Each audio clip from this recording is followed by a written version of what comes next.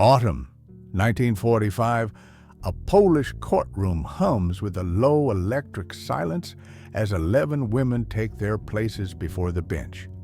They are not witnesses, not bystanders. They are former guards of Stutoff, accused of turning cruelty into a profession. The verdicts will be swift, the sentences severe, and the truth that emerges will shatter assumptions about who is capable of organized evil. Chapter 1.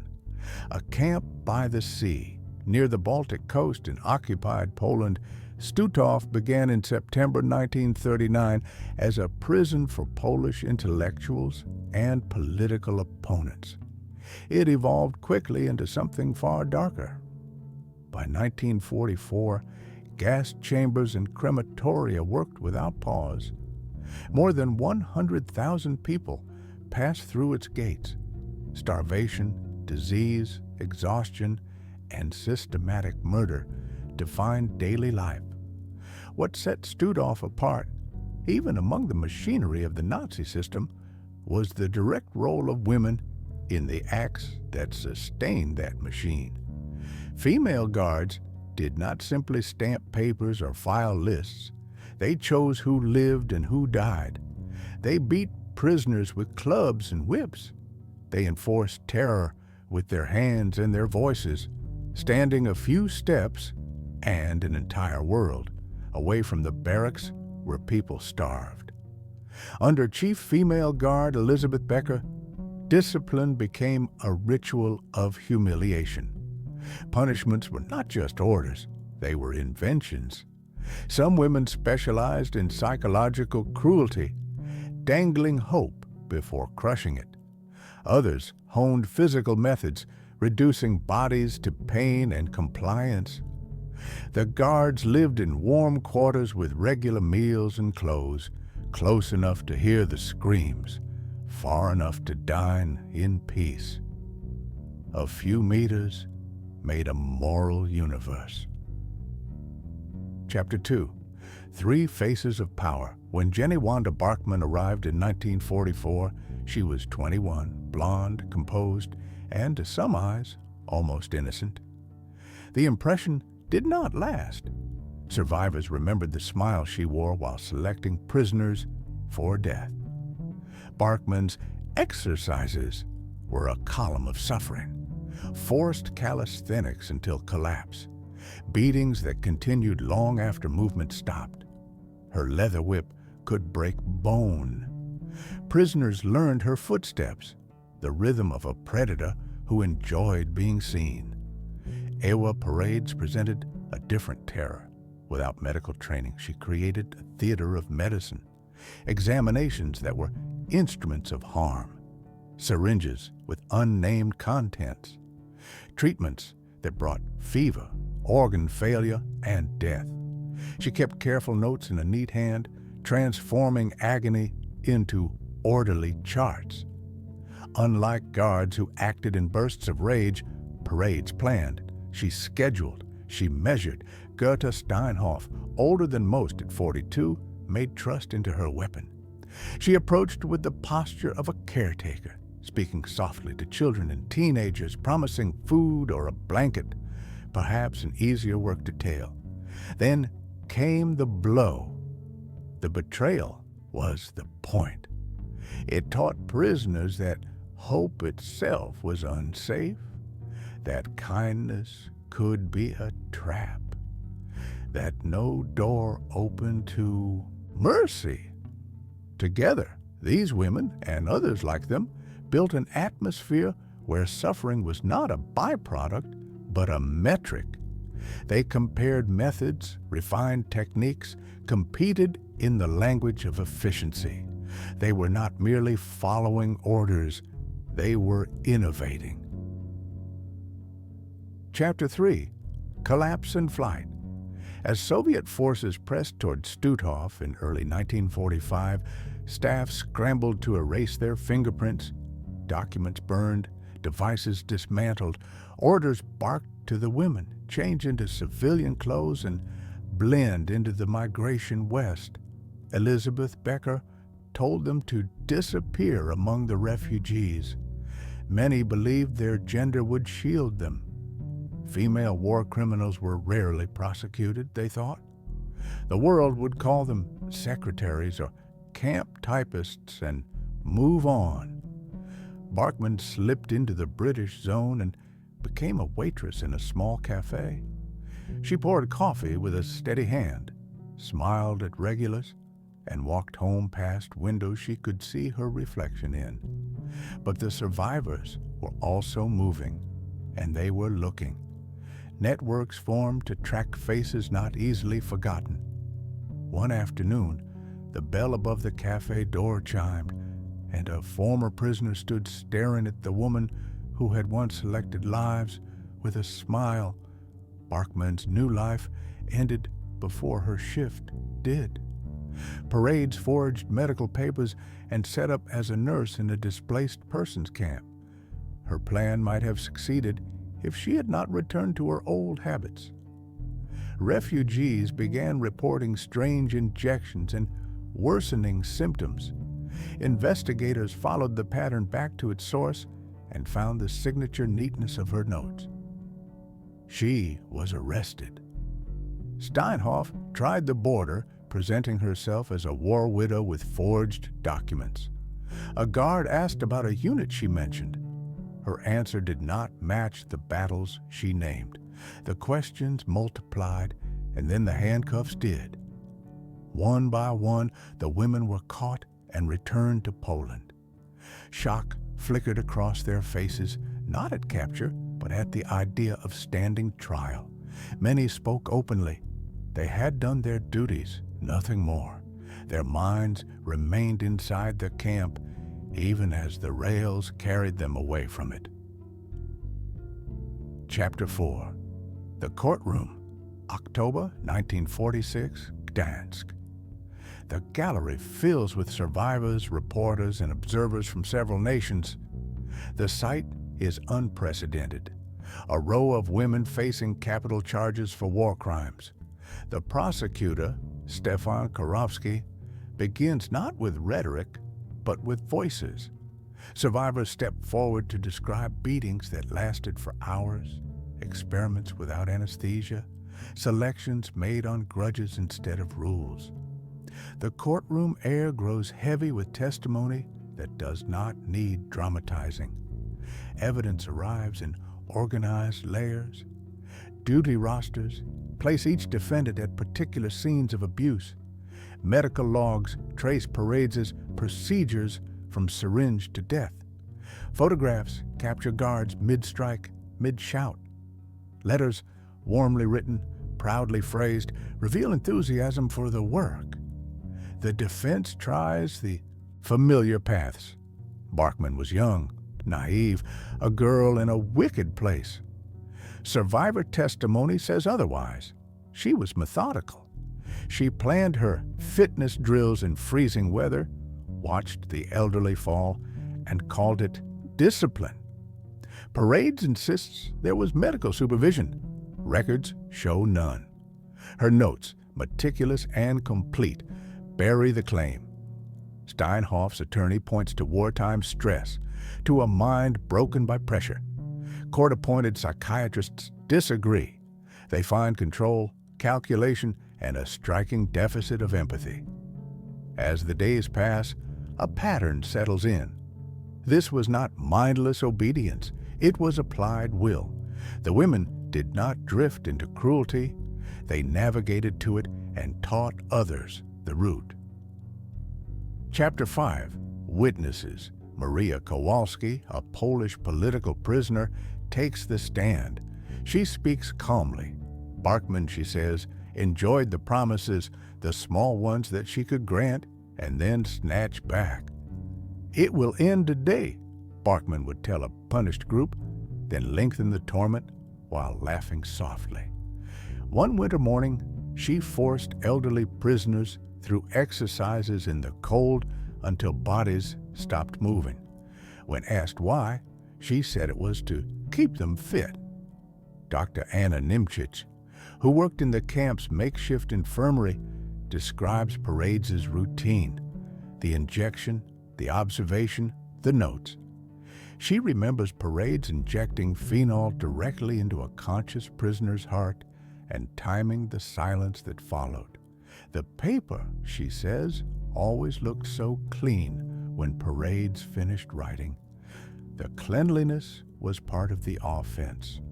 Ruth Goldstein, a Jewish prisoner from Hungary, describes how Steinhoff wielded hope. The forged letters that mimicked familiar handwriting, the glow on a face when someone believed a loved one was alive. Steinhoff would wait for the moment of relief, then reveal the lie and begin the beating. The court listens to a technique as precise as any instrument, designed to bruise the spirit before the body. Helena Berzinska testifies about mealtime talk among guards, matter-of-fact comparisons of methods, notes swapped on what broke a person faster. It sounded like a craft, she says. They were perfecting their craft. Each witness adds more than detail. They add intention. They show that the perpetrator's choices were personal, repeated, and proud. Chapter 6. Masks removed. The defense scrapes at sympathy. Barkmann's childhood was hard. Others had suffered similar hardships and did not become murderers. In Barkmann's quarters, investigators found jewelry and photographs taken from the dead, arranged like trophies. Letters to friends described duties with excitement, not dread. Parades' logbook appears, pages in her tidy handwriting, charting pain like lab results. More damaging, orders exist where Camp Command tried sporadically to stop the worst abuses. Parades kept going in secret. This was not necessity, it was preference. Testimony from fellow guards undercuts Steinhoff's portrait of a woman unhinged by war. Colleagues describe a teacher, not a student, of cruelty. Prosecutors present notes indicating she had studied psychology before the war and used its vocabulary against the vulnerable. By the time closing arguments begin, the remaining argument is no longer about guilt, but about measure. What punishment fits crimes this personal, this deliberate, this sustained? Chapter 7. Sentences, July 31st, 1946.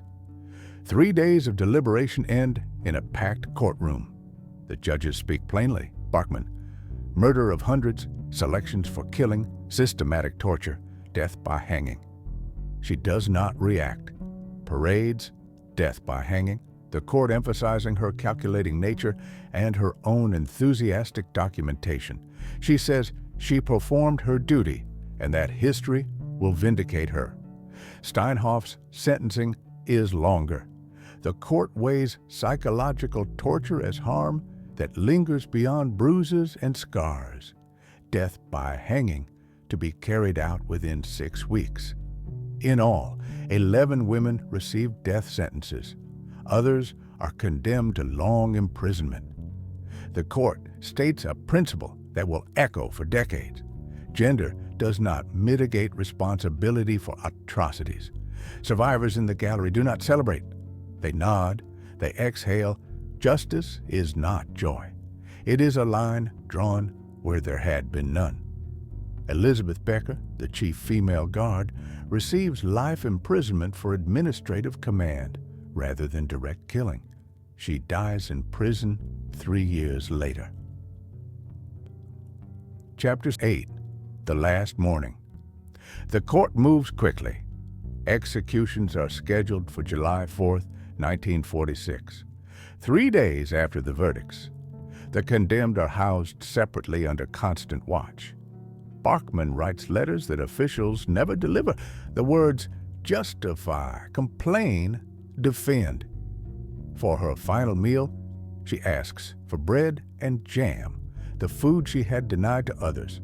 When offered a final statement, she declines substance and repeats that she did her duty. Parades writes what she calls memoirs. A catalog of procedures with the tone of a manual. Officials confiscate and destroy the pages. She requests medical books for her last hours. The request is refused. Steinhoff tries every tactic she knows. She claims sudden illness. Doctors find none. She offers secrets. No one bites. She turns to the chaplain and begs him to intercede. He listens, then leaves with nothing to carry. Dawn, Gdańsk prison courtyard. A scaffold stands against a gray sky. Guards form a perimeter. Survivors take their places without speaking. Representatives from allied nations are present to witness. At 5:30 a.m., Barkmann steps out. Her wrists are bound, her dress plain. She appears younger than 23. She walks steadily, looks once at the survivors, and shows neither apology nor fear. At 5:47 a.m., the trap opens. Death is instant. It is a strange mercy she never granted. At 6:12 a.m., Paradies ascends, shaking. She murmurs about research as the noose tightens, insisting that future generations will understand. The scaffold answers. Steinhoff is carried out last. The sight of survivors unravels her remaining composure. She pleads for time, for mercy, for a deal. She speaks of children, of circumstances, of promises to help find others. The words fall away in the morning air. At 6:35 a.m., it ends. Photographers record the scene. The images travel the world with a message that does not need translation. Accountability is not reserved for men. The bodies are buried in unmarked ground inside the prison. No families claim them. No ceremonies are held. Their names remain, but only as evidence. Chapter 9. Precedent and Warning. The Stutoff trials were among the first major war crimes proceedings to center female perpetrators. They cracked a myth that had offered comfort, that women, by nature or role, stood outside the architecture of mass violence. The court sentences established a foundation for future prosecutions. Individual responsibility applies wherever an individual chooses evil, in uniform or apron, at a desk, or at a gate. The records left behind, letters, logs, rosters, testimonies, give historians a rare, granular view of how genocide functions day to day. It does not rely solely on speeches and decrees. It requires hands that carry out orders and minds that choose to do more than orders require.